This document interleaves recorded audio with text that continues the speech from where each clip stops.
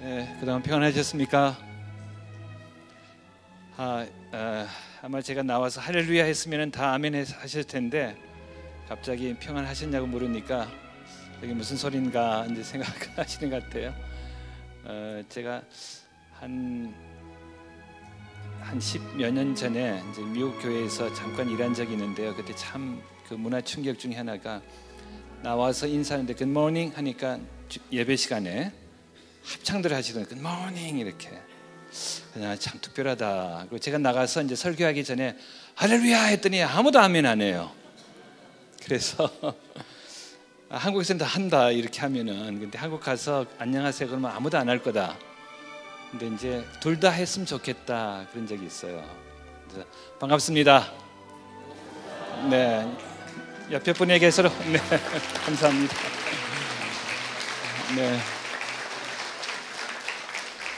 네, 저는 이번 토크 콘서트 사회를 맡은 문화연구원 소금양의 원장 박정관입니다. 인사드립니다.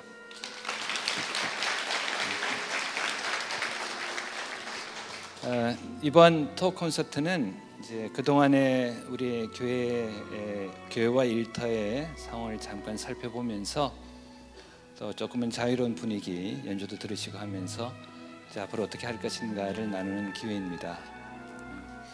그동안 이제 한 20년 넘어 교회가 중요한 삶의 자리인 가정과 직장에 대한 관심을 기울였는데요. 가정은 어느 정도 성공을 한 것 같습니다. 그래서 가정 사역은 활발히 일어나고 연구소도 전문가도 많이 일어났는데 오늘 또 우리 대담에 참여해 주실 방성기 목사님 같은 분들이 직장 사역을 위해서 많이 애를 쓰셨는데 이제 가정 사역만큼은 아닌 것 같습니다.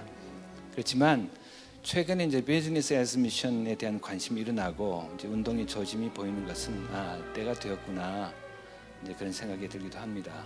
그래서 오늘은 특별히 이제 일터 사역에 관심을 가지셨고 또 이제 준비를 하는 분들이 모인 이 자리에서 이 토크 콘서트라고 하는 또 교회로서는 조금 이제 익숙지 않은, 그러나 참 음악도 있고 대담도 있고 담론화도 가능하고 또 어떤 우리 삶의 자리에 이렇게 젖어드는 그런 형식을 빌어서 오늘 우리에게 중요한 그런 내용을 나누려고 합니다. 이 나눔을 위해서 이제 오늘 대담을 해주실 두 분을 소개합니다. 우리 나오실 때 힘 있는 박수를 맞으시면 좋겠습니다. 우리 직장사 연합 대표이신 방성기 목사님 모셨습니다. 네. 네. 가운데 앉으시면 되겠습니다. 그리고 선한목자교회 담임 목사이신 유기성 목사님 모셨습니다.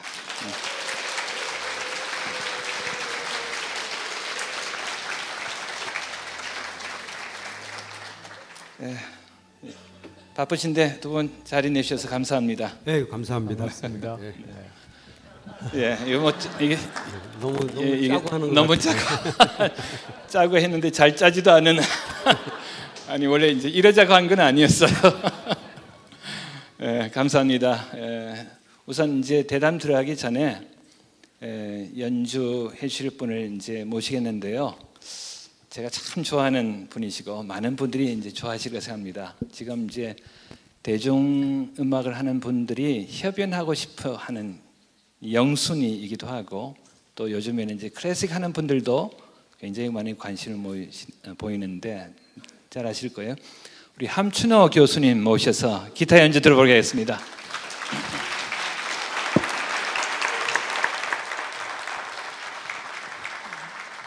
네, 오늘 연주해 주실 곡은 사실은 이제 그 시인과 촌장 옛날에 그 하덕기호 지금 목사님 되시죠? 두 분이 하시는 거죠. 그래서 잘 알려져 있는 가시나무하고 Amazing Grace 이 두 곡을 연이어서 연주해 주시겠습니다.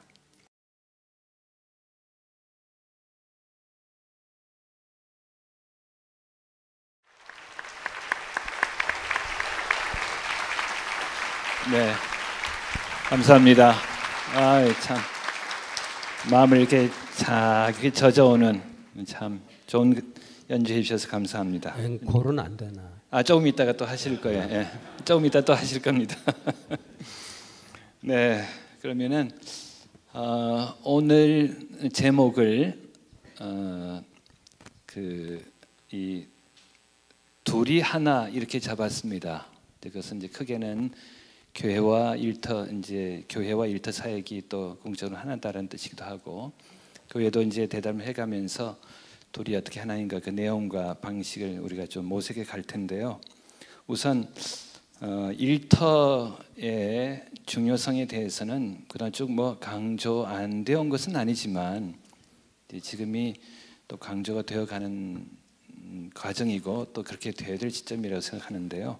먼저 목회자이신 유기성 목사님께 이 일터에 대한 교인들의 태도라든지 그 현장에서 그분들이 어떻게 해가나 뭐 이런 것 잘 아시라고 생각해서 먼저 여쭤보겠습니다. 네, 특별히 문제가 될 만한 유형이라고 하면 두 가지 유형이 있을 것 같아요. 하나는 직장에서는 완전히 패배 의식에 사로잡혀서 크리스천인 것을 드러내지 못하고 사는 유형이 있겠어요. 도무지 직장에서는 내가 크리스천으로서 살아갈 자신도 없고, 그래서 어느 장로님이 처음에 직장 생활하실 때 전혀 예수 믿는다는 표시를 또 말도 못하다가 이제 교회에서 권사가 되고 난 다음에 그분이 너무너무 당황스러운 것이 이제 권사가 됐는데도 식사 기도를 안 할 수가 없지 않냐. 예. 그래서 화장실에서 했다는 거 있잖아요. 그래서 안 하던 식사 기도를 갑자기 할 수도 없고, 그래서 그냥 화장실에서 식사 기도를 했었다는 이야기를 듣고 정말 웃기도 하고 그렇게 어려웠을까 하는 생각도 했어요. 또 한 유형은 또 너무 지나치게 자기가 기독교인인 것을 드러낸다고 하면서 직장 안에서 오히려 이 문제가 있는 사람처럼 취급을 당하는, 너무 저돌적으로 이제 자기 신앙을 이렇게 드러내고 또 어떤 사명자인 것처럼 처신하는 일이 오히려 덕이 안 되는 케이스. 흔히들 뭐 하는 이야기가 이제 어느 교수님이 학교에서는 장로님 같으시고 교회 오면 교수님 같으시고 뭐 이런 케이스가 있다고들 하는데 이 역할이 바뀌어야 하는 건데 참 어려운 케이스이죠. 근데 실제로 우리가 일터가 크리스천들의 대부분의 생활 터전인데, 도대체 일터에서 내가 어떻게 그리스도인답게 사는가 하는 것은 목사에게도 교우들에게 있어서 굉장히 중요하게 관심을 가져야 될 부분이라고 생각이 듭니다. 근데 불신자들에게 있어서 사실 일터에 나가 있는 그리스도인들을 통하여 예수님은 증거되는 것이거든요. 자연스럽게. 그들은 교회에 올 이유가 별로 없잖아요. 근데 일터에서 만나는 그리스도인들을 보면서 예수님을 만나는 것이 되어야 하는데, 이제 이 문제가 이번에 꼭 풀려졌으면 하는 생각이 있습니다. 사실 불신자들에게 성경적인 어떤 개념을 설명하면 좋아하는 사람이 아무도 없을 것 같아요. 뭐 예수를 믿으라고 한다든지 또는 성경에 있는 어떤 내용을 이야기하면 다 설교하지 말라 그러고 뭐, 그런데 기쁨을 보여주고 그리고 용서를 실제로 보여주고 그리고 도무지 어떻게 저렇게 사랑하나, 어떻게 저렇게 감사하나 하면 굉장한 관심을 주변 사람들로부터 받게 되는 것이거든요. 그러니까 굉장히 중요한 영역이죠, 이 일터라는 게 크리스천들에게 있어서. 근데 우리가 꼭 필요한 것은 하나님은 일터에서 부딪히는 문제들보다 더 크신 하나님이시니까 반드시 우리가 일터에서도 그리스도인으로서 소금과 빛처럼 살 수 있다는 믿음이 필요하다고 생각합니다. 그러면 하나님께서 지혜도 주시고 능력도 주신다고 믿습니다. 인식의 전환이 우리 한국 교인들에게 굉장히 필요하다고 싶습니다. 저기 방송의 목사님 또 이 분야의 뭐 선구자셔서 하실 말씀이 많으실 텐데요. 뭐 비슷한 얘기죠. 오늘 저는 저야 뭐 항상 하던 얘기인데, 저 사람은 직장사역 하는 사람이니까 뭐 뻔한 얘기예요. 근데 오늘 저는 유 목사님이 그 얘기를 해주시니까 너무 좋네요. 저도 목사님한테 배웠습니다. 네, 같아. 근데 이제 비슷한 얘기인데 저도 뭐 이렇게 표현해요. 우리 교인들, 크리스천들 가운데 직장에서 뭔가 좀 구별된 삶을 사는 것을 강조합니다. 저도 좀 그런 직장 다니면서 좀 그랬었는데 구별된 것을 좀 강조하다 보면은 약간 격리가 되는 네. 뭐 조금 요즘 표현이라면 왕따가 되는 그런 경향이 있고 그게 아니다. 직장에 좀 적응을 해야 되겠다고 적응 쪽으로 쭉 가다 보면은 자기도 모르는 사이에 동화가 돼가지고 이게 크리스찬인지 아닌지 모르게 되는 그런 같은 얘기인데 저는 그런 표현을 쓰고 있는데 근데 이제 우리 크리스찬들 가운데 이게 격리되는 그룹하고 동화되는 그룹들이 꽤 많은 것 같아요. 그 가운데 정말 구별되면서 적응되는 요 분들이 사실은 대다수를 이루게 될 때 저는 한국 교회가 일터 속에서 영향력을 미칠 수 있다고 생각해요. 근데 이 양쪽 갖고서는 영향력을 미칠 수가 없죠. 그래서 빛과 소금이 되기 위해서는 요 두 가지 요걸 해야 되는데 이제 어떤 경우에는 구별이 좀 강조될 때가 있고 또 어떨 때는 적응이 강조될 경우가 있고 요거는 아마 상황에 따라 또 경우에 따라서는 이 지위에 따라서도 조금 차이가 날 수 있다고 생각합니다. 그래서 그거는 정말 지혜가 필요한데 제가 이때 쓸 수 있는 말이 뱀같이 비둘기같이 순결하고 뱀같이 지혜로워. 이것도 굉장히 어려운 부분인데 오늘 목사님이 해답을 좀 얻었으면 좋겠다고 그러는데 없을 것 같습니다. 그냥 이거를 문제의식을 갖고 살아야 되겠다라고 생각하는 게 오늘 우리 이 컨퍼런스의 목적이 아닌가 생각합니다. 네, 말씀드리니까 이제 우리가 평형 감각이라는 게 있잖아요. 이렇게 그게 있으니까 어떤 때는 이렇게 몸을 기울이지만 내가 기울어져 있구나 바로 세워야지. 또 어떤 때는 또 이쪽으로 간다. 지금 필요해서 내가 이쪽으로 가는 거다. 그러니까 언젠간 돌아간다. 이게 필요한데 살아 있을 때는 평형 감각이 작동하지만 죽으면 병들거나 죽으면 이게 무너지잖아요. 그러니까 사실은 건강한 그리스도인이라는 게 이 감각을 얼마나 유지하는가 그게 다른 것 같아요. 어쨌든 반가운 거는 최근에 비즈니스 애즈 미션, 이제 과거의 패러다임이 비즈니스 포 미션, 즉 미션을 위한 직업이었다면 이제는 미션으로서의 직업이라는 개념이 참 필요하다. 이런 이제 각성이 일어나고 있는데요. 이 개념에 대해서 박 목사님께서 말씀해 주시죠. 원래 이거는 선교에서 나온 얘기인데 사실은 해외 선교에서 나온 얘기지만은 똑같은 게 우리 일터 사역에도 존재하는 것 같아요. 그러니까 아예 직장을 조금 이제 아주 열심 있는 분들 가운데 직장을 전도의 어떤 플랫폼으로 생각하는. 그러니까 내가 직장 가는 거는 제가 직장 다닐 때 그런 분이 있었어요. 전도를 굉장히 열심히 해요. 어느 정도 열심히 하냐면 나보다 더 열심히 하더라고요. 그러니까 굉장히 열심히 했어요. 근데 전도를 하면서 이런 표현을 쓰더라고요. 자기가 회사에 나오는 건 이것 때문에 나온다. 그 얘기 들으면서 월급 받으시면서 저런 얘기하면 안 되시지. 제가 그랬던 기억이 나는데 그러니까 이제 그 경우는 직장이라는 게 전도를 위해서 근데 사실은 성경에서 가르치는 전도가 굉장히 중요하지만은 직장 자체도 하나님이 주신 사명이라는 거. 그러니까 전도도 하나님이 준 분명히 사명이죠. 그런데 그 전도를 하게 될 직장에서 하는 일도 하나님이 주신 사명이라는 어떻게 보면은 듀얼 미션이라고 할까? 그런 개념. 그러니까 비즈니스 포 미션은 비즈니스가 정말 미션만을 위해 존재하는 것처럼 생각하기 쉬운데 그게 아니라 비즈니스 애즈 미션. 그러니까 비즈니스 자체가 미션이라는 이런 어떤 신학적인 이해가 좀 필요하지 않겠나. 그래서 저는 같은 맥락에서 이 듀얼 미션 우리가 일을 사명으로 생각하는 그 학과 그다음에 그곳에서 복음을 전하는 것도 여전히 그리스도인의 사명이라는 두 가지 듀얼 미션을 가지고 임해야 되지 않겠나 생각을 해요. 유기석 목사님께서는 목회자시면요, 제가 참 이게 놀라운 경험이 많은데요. 이 분야에도 아주 탁월한 이해와 비전을 가지셨다 그런 생각을 하게 됐어요. 그래서 유 목사님께서 혹시 또 여기에 대해서 말씀해 주신다면은.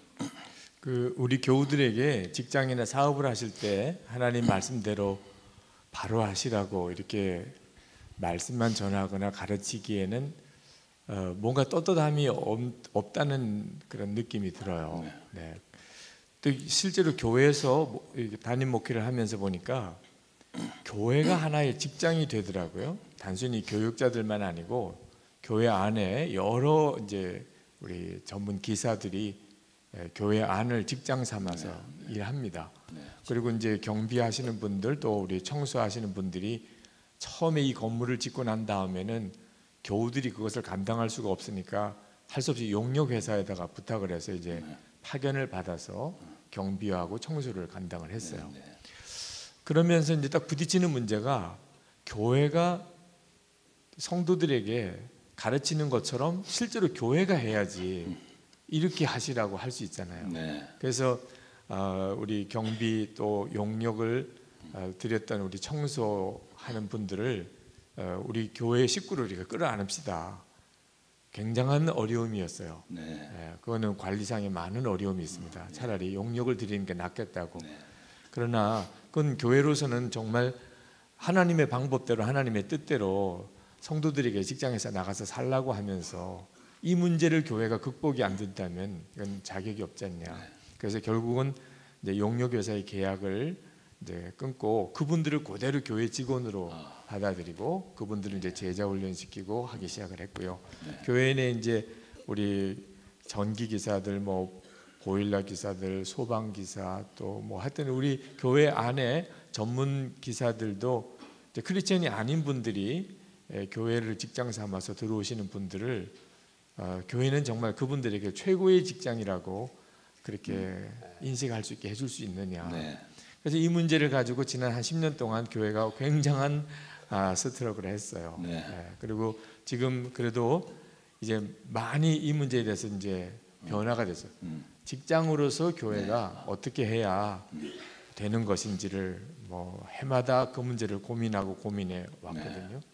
그런데다가 이제 무역 회사를 세웠어요.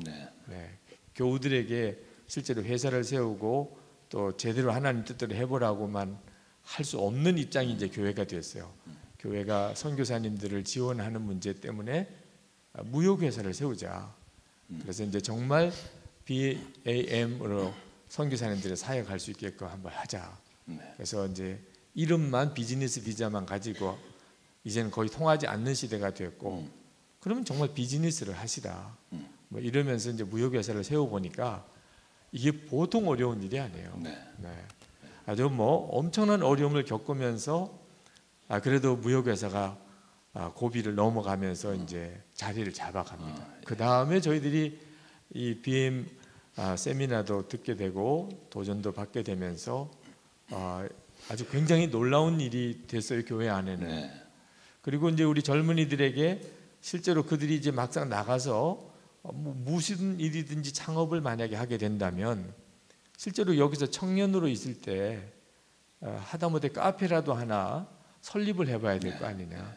그래서 이제 처음 카페를 이제 그 인허가 내는 과정부터 인테리어 하는 거, 이제 교회 바깥에 있는 건물의 지하에 공간을 하나 빌려서 뭐 하여튼 그 경영하고 그리고 그 세금 내는 거, 이 모든 것들을 다 당신들이 배운 제자 훈련 방법대로 한번 해보라. 이 세상이 요구하는 것과 당신들이 맞춰가면서 어떻게 할 수 있는지. 그래서 지금 한 경영팀이 1기를 끝냈고 이제 두 번째 경영팀이 이제 2기를 들어가요. 맡은 청년들은 이제 그들 사이에서 이제 자기 사업 제안서를 냅니다, 교회에. 그럼 그걸 가지고 이제 공개 심사를 하고 그리고 그 중에서 한 팀을 선정해서 한 2년 동안을 그 경영을 맡겨요. 본인들은 월급을 받아가면서 일을 하죠. 저는 교회가 이제는 적극적으로 도대체 우리 성도들이 세상에 나가서 어떤 일을 겪으며 그걸 또 어떻게 극복해야 되는지에 대한 경험을 교회도 해야 한다는 생각이 들고요. 그러면서 생각하기를 일터에서 하나님을 경험하게 하는 일은 굉장히 중요한 도전인데, 그러기 위해서는 가정이나 교회에서 하나님을 경험하는 것이 먼저 분명하게 훈련이 되어야 한다는 생각이 들어요. 일터에서 하나님을 경험하지 못하는 이유는 딱 하나예요. 가정이나 교회에서도 실제로 하나님을 경험하지 못하는 거예요. 그냥 다 교인들끼리만 모여 있으니까 자기가 그래도 신앙인인 것처럼 느껴지는 것일 뿐이지 실제로는 전혀 살아계신 하나님과 동행하는 삶에 대한 훈련도 안 돼 있고 경험도 없는 거죠. 그러니까 일터에 부딪혀 보면 뭐 아무 힘도 믿음의 힘이라는 게 없게 되잖아요. 그래서 저희 교회는 교회 안에서 24시간 예수님 바라보는 일, 그걸 일기까지 써가면서 아마 우리 교우들은 이 무슨 일인가 싶으실 거예요. 근데 이렇게 분명하게 하나님과 인격적인 관계, 다윗이 만났던 하나님, 모세가 만났던 그 하나님을 나도 만났다고 이런 확신이 없으면 일터에 나가서는 듣고 배운 것만 가지고는 안 되는 문제입니다. 그래서 교회가 실제로 비즈니스를 해보고 거기에 관여해보고 그러면서 교우들에게 살아계신 하나님과의 체험을 교회에서 분명하게 하게 드려야 하겠다 하고 그렇게 해오고 있습니다. 아유, 다 선한 목자교회로 갈 것 같네 이러다가 갑자기 걱정이 되네요. 안 오게 될지도 몰라요. 그 말씀 아주 뼈 있는 말씀이신데요. 안 오게 될지. 말씀드리니까 참 이 교회가 세상의 복의 근원이라고 하는 것에 중요한 의미를 말씀해 주신 것 같아요. 그러니까 여기서 이제 그렇게 훈련이 되고 생활하게 되면은 자연스러울 텐데, 감사합니다. 그러면서 이제 이 말씀 들으면서 이제 두 번째 주제로 넘어갈 텐데요. 즉 교회와 일터가 그럼 어떻게 연결이 되어야 될까? 어떻게 소통하고 이제 사실 교회가 사회에 대한 관심을 지속적으로 가지면서 이제 소통을 이제 해야 할 텐데 말씀하신 김에 그럼 계속해서 또 교회와 사회, 교회 일터 연결에 대해서 그동안 어떻게 또 목회라는 그 자리에서 해오셨는지 또 어떻게 믿고 계신지 말씀해 주시면 감사하겠습니다. 네, 실제로 그와 같은 일을 할 때는 굉장한 마음의 도전이 됐는데 막상 이제 무역회도 세우고 카페도 하게 하고 우리 교회 안에 있는 모든 외부 용역을 다 교회에서 직접 직영해서 이제 우리 교회 평신도 사역으로 이렇게 바꾸는 과정에서 우선 저 담임 목사님 저 자신이 이 세상과 사회에 대해서 너무 잘 알지 못한다는 느낌이 이제 들었어요. 내가 너무 많이 모르는 거예요.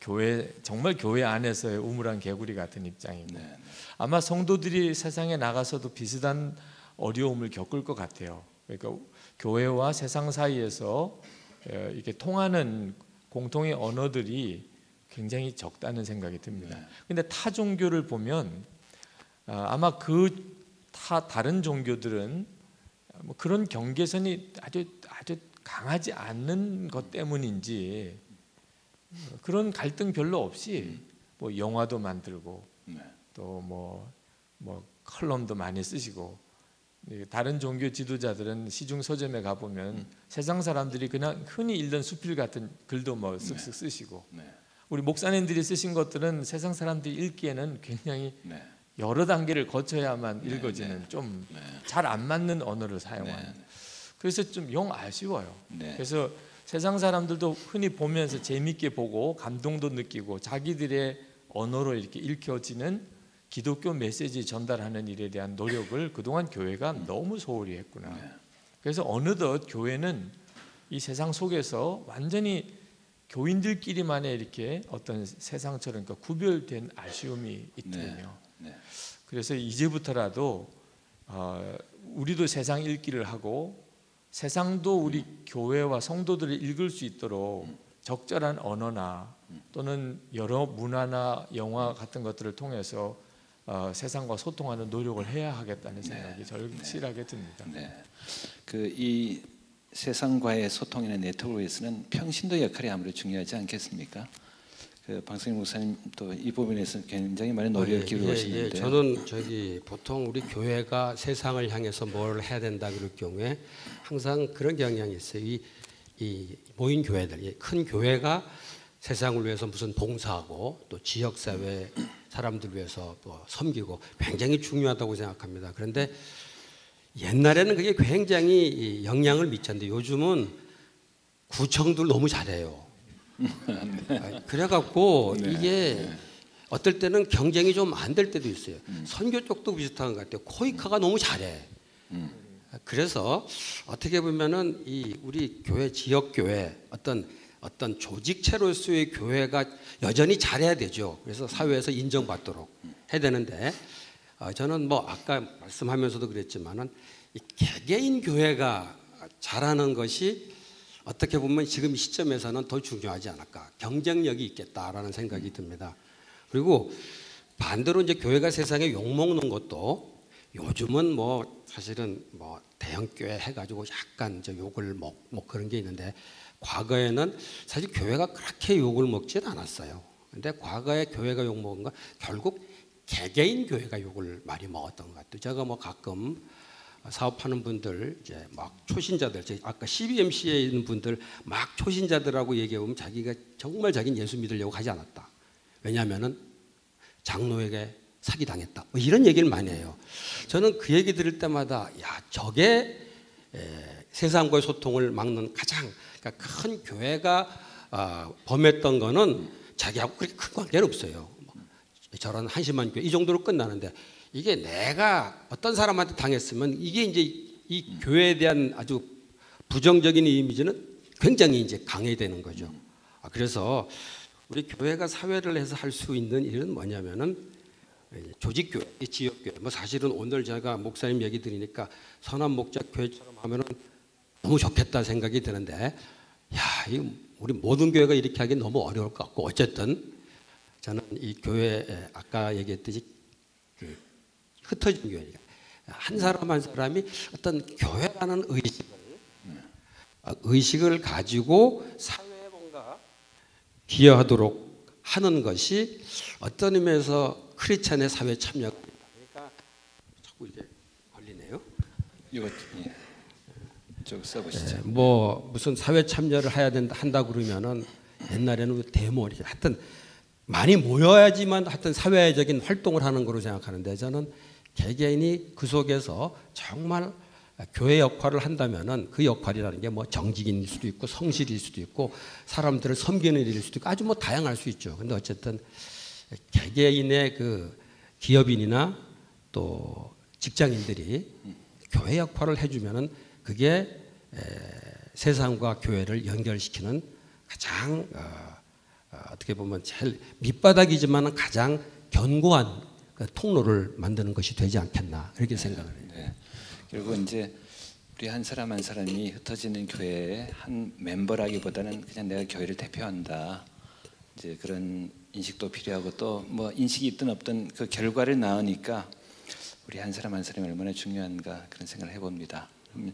이 우리 한 사람이 이 공적인 자리에서 교회를 대표한다라는 것도 참 중요한 그 논의 내용 같은데 이건 조금 이따 하기로 하고, 우리 박 목사님께서 그 기다리시던 앵콜 겸 이번에는 함춘호 교수님께서는 기타를 쳐주시긴 한데 이번에 심달라 교수님과 함께 모셔서 이제 우리 두 분의 연주를 듣기로 했습니다. 우리 심달라 교수님 소개합니다. 나오실 때 큰 노래 같은 박수로 맞으시면 감사하겠습니다.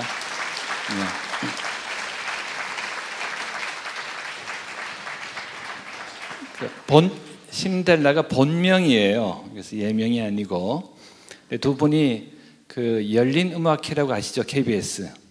거기서 이제 협연을 하시는데 참 좋은 공연이었습니다. 그래서 이번에도 두 분 이제 모시게 돼서 참 기쁜데요. 두 분이 연주하실 곡은 내게 있는 향유옥합 그리고 Those Were the Days 이 두 곡을 해주시겠습니다. 다시 한번 박수 보내주세요.